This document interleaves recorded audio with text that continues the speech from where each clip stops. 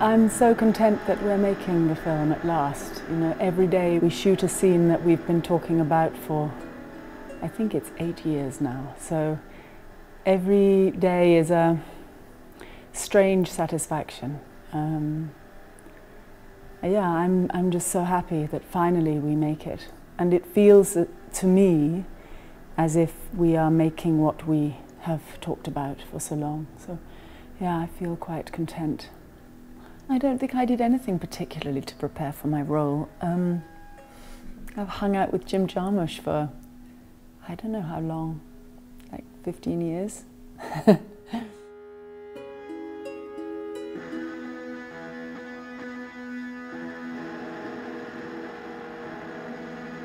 I love the fact that energetically he sets up this deal every day that he doesn't know what he's doing. And I find that really engages me, particularly since we've been talking about this film for so long. But there's this sense of beginning. Every day is a beginning. Every day, I don't know what I'm doing. And I like that. I really appreciate it. It suits me very well. Or rather, it doesn't scare me. I mean, it's also, you know, every filmmaker is different and one works in a different way in collaboration, in different partnerships. But with him, I think he gets energy from feeling like he's throwing himself into the group and the group must shift. And of course, we always end up doing absolutely not only what he wants, but also very often what he talked about 6 or 7 years ago. But he needs to feel like he's throwing himself out of a plane without a parachute. And I'm up for that. I think it's kind of great.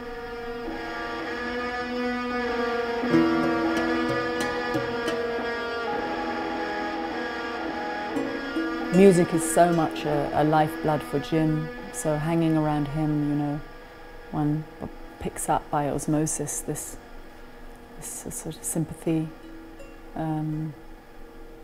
We talked about what Eve would choose to dance to, and when we chose the Denise LaSalle, it felt very right. But there's something about Adam's music which Eve appreciates and absolutely supports, but at a certain point doesn't understand. And I like that.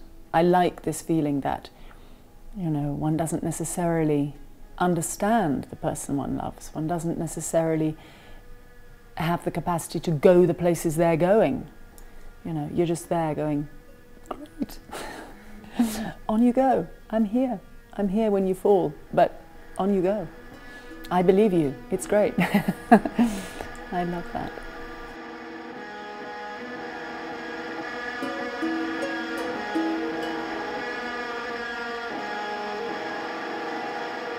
It's a title I really love, and I've known it for so long, and it still throws up different meanings. I mean, on the one hand, they may be the only lovers left alive, although finally it's through other lovers that they go on living. I also think it's a statement of fact that in order to go on living, one has to become a lover. You have to love. What's the alternative? You know, love is it's the root. It's the sort of door to the exit. But it's also about survival and the fact of loneliness, that they only have each other. They have one friend each and they have each other. And they are so tied together. She says at one point to him, I don't want to be living without you. And I think that's really a true thing she says. She might be living without him, but she doesn't want to be.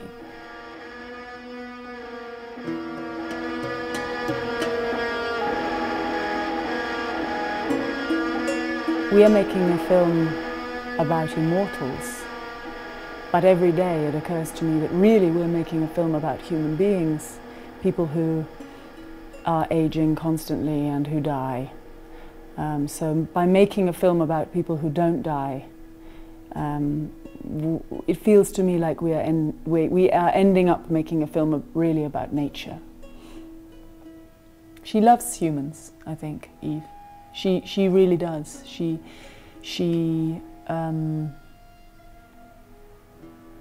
has compassion for them. She doesn't necessarily trust them to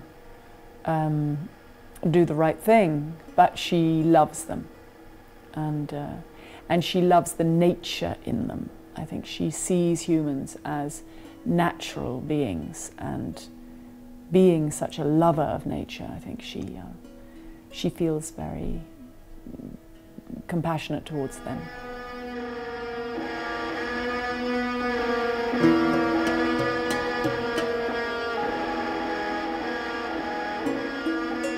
I am 3,000 years old, so I'm pretty evolved.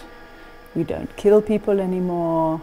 We passed through that phase. That was a kind of adolescence.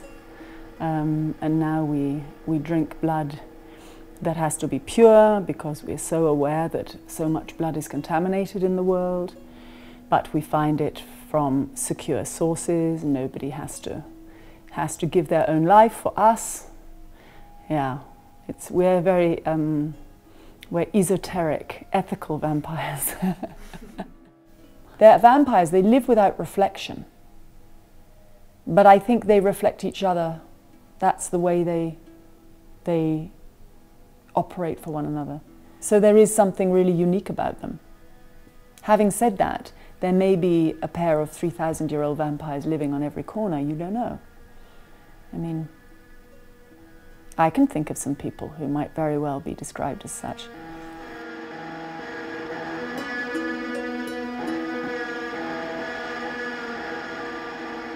If you imagine being 3,000 years old, when you think of the things that just don't scare her or don't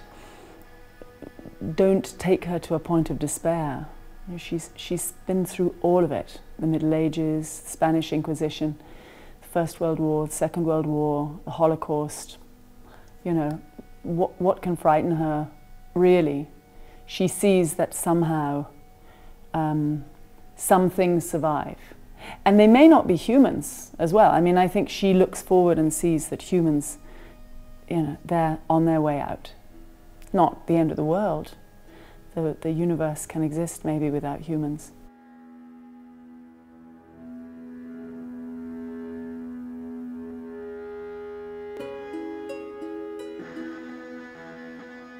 The thing about cinema that goes on enchanting me is that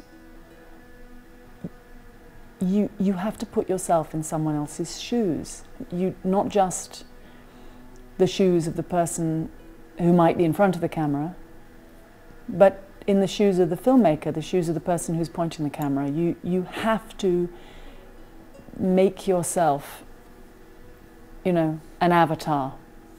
And that in itself is a completely humanistic act. It's like an act of empathy, to put yourself into somebody else's eyes, you know. And I just love that. I just love it. It doesn't really matter what's on the screen.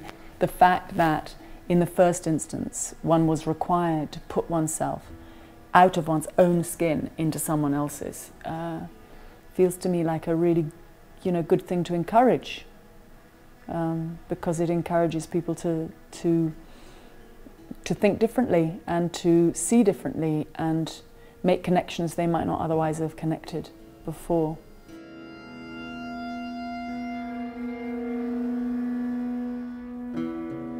I have to tell you that this is a very particular shoot for me.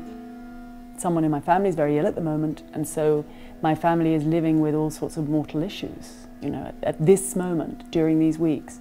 And I can't think of another film I would rather be making at this time than a film about immortality, and a film about love, and a film about nature, and surviving things, and society, and you know, it feels really, you know, it's a heavy thing to tell you, but at the same time, I really am happy that this film exists, to get up every day and play in this particular playground, because it just reminds me that there's a wider and higher view. You know, you look down, you go, yeah, 3,000 years. You know, if one can survive this, one can survive anything.